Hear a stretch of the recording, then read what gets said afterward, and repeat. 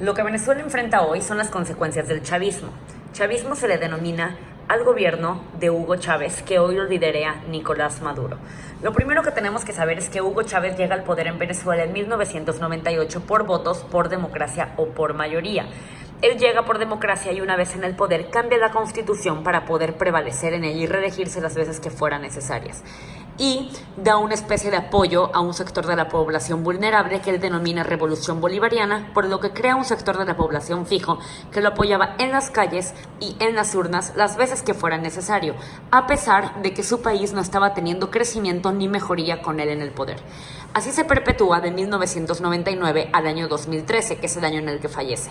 El año 2012 es un año importante y crucial porque es la última elección de Chávez, todavía vivo en el poder. Chávez vuelve a aparecer en la boleta, la compite en esta ocasión en contra de Enrique Capriles. Gana Hugo Chávez nuevamente, pero una vez que gana y antes de que tome posesión, él fallece. Fallece en el año 2013. Sus últimas apariciones fueron únicamente en Twitter y por fotos.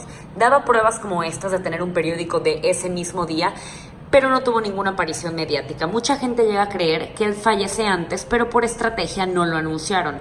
Fallece antes de tomar el cargo, por lo que se tienen que repetir las elecciones. El dato exacto es que Hugo Chávez muere el 5 de marzo del año 2013 a los 58 años de edad. Se repiten elecciones y vuelve a competir Enrique Capriles, pero en esta ocasión contra Nicolás Maduro. Nicolás Maduro es el hoy sucesor de Hugo Chávez. Enrique Capriles compite y en una elección bastante cerrada, con una participación electoral altísima, participó el 79% del padrón electoral. No logro entender todavía si fue una victoria cerrada o un fraude exacto, porque con el 50.61% vence Nicolás Maduro a Enrique Capriles, dejándolo con el 49.12%. Aquí, justo aquí, viéndolo en retrospectiva, hubiera sido la salida más fácil, democrática y menos bélica de Venezuela de esta dictadura. ¿Por qué? Porque ya no estaba Chávez, el coronel tan amado. Y ahora estaba Nicolás Maduro, que no tenía una popularidad tan alta, y toda la atención mediática estaba sobre Venezuela. Todos los noticieros hablaban de la situación que estaban enfrentando, que es un punto bastante importante. La realidad es que Enrique Capriles acepta la derrota, se dice en su momento que pactó, y él pide defender el triunfo con cacerolazos. ¿Qué son cacerolazos? Para los que no conocen este término, cacerolazos es hacer ruido en las calles con cacerolas o sartenes o desde tu casa a cierta hora del día. A mi juicio, esto es una manifestación bastante cobarde porque a ningún dictador se le ha derrocado con sartenes. Esta decisión de Enrique Capriles divide de una manera importante a la oposición, porque dentro de su mismo partido político había gente que sí quería pelear el triunfo. Y aquí es donde Enrique Capriles cae y deja de ser el líder de la oposición venezolana y resurge Leopoldo López. Esta es la tercera parte que yo denomino de esta lucha. ¿Quién es Leopoldo López? Leopoldo López había sido alcalde de Chacao ya en 2 ocasiones y había cerrado su mandato con un 91% de aprobación.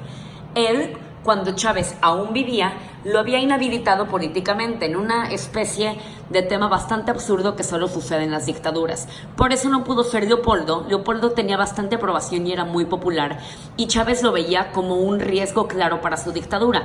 Por eso lo inhabilita y no es Leopoldo el que contiende contra Chávez y en dado caso hubiera hecho contra Maduro en las elecciones. Por eso es Enrique Capriles. Bueno, Leopoldo López resurge y toma la cabeza de la lucha contra la oposición, de la lucha de la oposición, de la lucha en Venezuela, y se convierte en el nuevo líder de la oposición.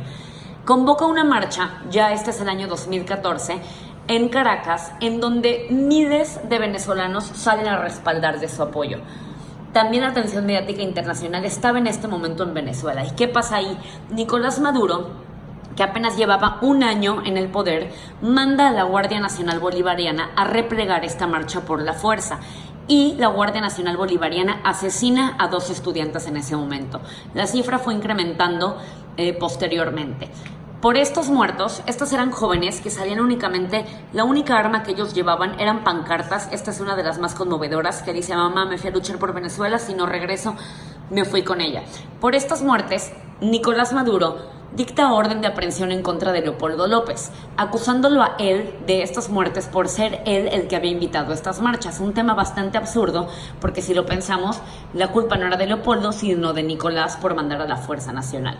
Pero bueno, dictan orden de aprehensión en contra de Leopoldo López y Leopoldo se esconde, manda ciertos videos desde la clandestinidad, pero en esos días allanan su casa, allanan la sede del partido, allanan la casa de sus padres y él no tiene otra solución más que convocar nuevamente una marcha en donde llega en la cajuela de un coche, luego se pasa a una moto y se pone un casco porque ella estaba en la clandestinidad y llega hasta una estatua en donde se sube a dar un mensaje final a su gente, en donde él dice que tenía dos opciones. La primera opción era huir de Venezuela, dejar el país.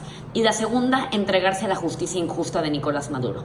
Él afirmó que él jamás dejaría Venezuela, por lo que se entrega a la justicia injusta de Nicolás Maduro en febrero del año 2014. Desde esta fecha, Leopoldo permaneció en Ramo Verde. La gente que lo ovacionaba impidió de tal manera que la fuerza se llevara a Leopoldo, que no dejaban que lo subieran a la tanqueta en la que lo estaban deteniendo. Leopoldo narra en un libro que es de mis favoritos, que se llama Preso pero libre, en donde narra sus memorias desde prisión, cómo lo tuvieron que sacar en helicóptero y él veía a toda la gente desde el aire, que es la misma gente por la que él continuaría su lucha, pero ahora desde prisión. Esto es un momento también importante porque es cuando Lilian Tintori, su esposa, se tiene que quedar a la cabeza de la oposición en Venezuela. Lilian Tintori me gustó, es la mujer más valiente, más aguerrida y más guerrera que yo he tenido la oportunidad de conocer. Ella queda al frente de la lucha, no por voluntad, sino porque no le queda de otra, y al quedar al frente de la lucha, queda también al frente de la lucha mediática y de la lucha de los presos políticos. Queda a la cabeza en donde todos los domingos visitaba a Leopoldo, su esposo, religiosamente en Ramo Verde. Aquí vemos a sus dos hijos que crecen viendo a su papá en prisión y a la mamá de Leopoldo. Domingo a domingo estaba ahí y enfrentó una serie de injusticias, como que le limitaran las visitas. En ocasiones aislaban a Leopoldo durante semanas y ella no sabía si estaba vivo o no. Y en esa ocasión tú veías cómo narraba en redes sociales con una angustia que te contagiaba y lo único que pedía era una prueba de vida de su esposo. Tuve la oportunidad de conocerla muy orgullosamente en el año 2019. Lilian Tintori queda a la cabeza y al frente de la lucha del año 2014 al año 2017, haciendo un excelentísimo papel.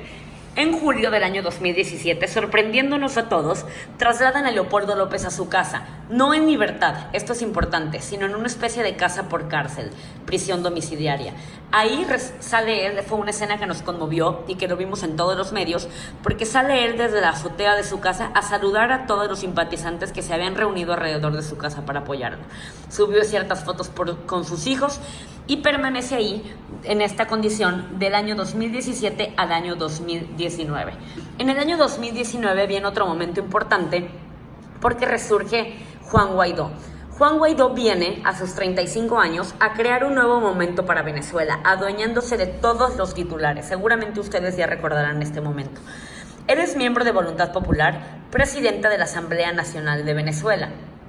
Juan Guaidó, en una marcha masiva, se juramenta como presidente encargado de Venezuela, creando un nuevo momento. ¿Qué es un nuevo momento? Cuando la atención internacional apoya a los venezolanos.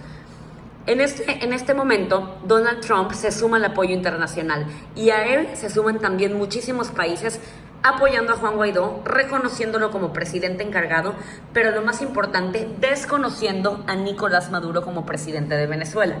Lamentablemente aquí te digo que mi país, México, no se sumó a este apoyo a Juan Guaidó y sé que hablo por muchos mexicanos cuando digo que mi presidente no me representó en esta situación. Pero Juan Guaidó viene a crear nuevos momentos para Venezuela, como te estaba comentando, porque tenía todos los titulares mediáticos a su favor. Es el 30 de abril del año 2019, un intento de golpe de Estado. Me gustaría decirte que fue un golpe de Estado, pero desgraciadamente se quedó en intento. Aquí es una de las imágenes más importantes porque reaparece Leopoldo López, pero en esta ocasión en la calle. Ya no estaba en prisión domiciliaria en su casa porque sus mismos guardias lo habían liberado. A las dictaduras generalmente se les ha derrocado por golpe de Estado. Golpe de Estado es cuando el ejército, al ser personas que también sufren las consecuencias del mal gobierno del presidente, deciden voltearse al presidente y lo derrocan por la fuerza. Leopoldo, junto a Juan Guaidó, toman una de las bases militares más importantes de Caracas y Estas eran imágenes interesantísimas. ¿Por qué? Porque tú lograbas ver cómo varios miembros de la Guardia Nacional estaban ahora del lado de Juan Guaidó y lo representaban con un cintillo azul que se ponían en el hombro y tachando la palabra bolivariana del chaleco que portan como Guardia Nacional. El término bolivariano se vincula directamente con el chavismo y con el tema de Nicolás Maduro. Parte de la Guardia Nacional Bolivariana se pasa del lado de Juan Guaidó desconociendo a Nicolás Maduro, pero desgraciadamente no fueron suficientes. Se dijeron que habían pactado con alguien que en cierto momento se rajó, por así decirlo, y no salieron a respaldarlos como deberían. Lo que tuvo que haber sucedido es que un alto miembro de la Guardia Nacional saliera a darle instrucción a su gente que se pusieran del lado de Juan Guaidó desconociendo a Nicolás Maduro. No fueron suficientes los esfuerzos y por desgracia se quedó en un intento más de Venezuela para conseguir su libertad. La realidad ya es la actual, ya hay fracturas importantes en el círculo más cercano de Maduro. Lilian Tintori se vio obligada a dejar el país. Leopoldo López, al tener que salir de su casa y estar en la calle en este intento de golpe de Estado, se vio obligado a refugiarse en una embajada, porque de lo contrario era evidente que lo iban a regresar a Ramo Verde. Y Juan Guaidó sigue buscando otro momento, un momento de crear algo mediático que pueda sacar a Venezuela de esta situación. En la Operación Libertad, que es esta última del 30 de abril que te comento, se dijo que estuvieron muy cerca de lograrlo y que Nicolás Maduro se preparaba para salir de Venezuela. Esto lo afirmó Mike Pompeo en un tuit que replicó en todos los medios. ¿Qué podemos hacer nosotros? Compartir esta información. Contrario a lo que muchos inconformes dicen, hacer presión en redes sociales sí ayuda y sí genera presión en gobiernos y en instituciones. Y la próxima vez que Venezuela tenga un momento importante, como el que ocurrió el 30 de abril, compartir todo lo que encontremos a nuestro alcance para poderles dar la atención mediática que ellos necesitan para conseguir la libertad de Venezuela.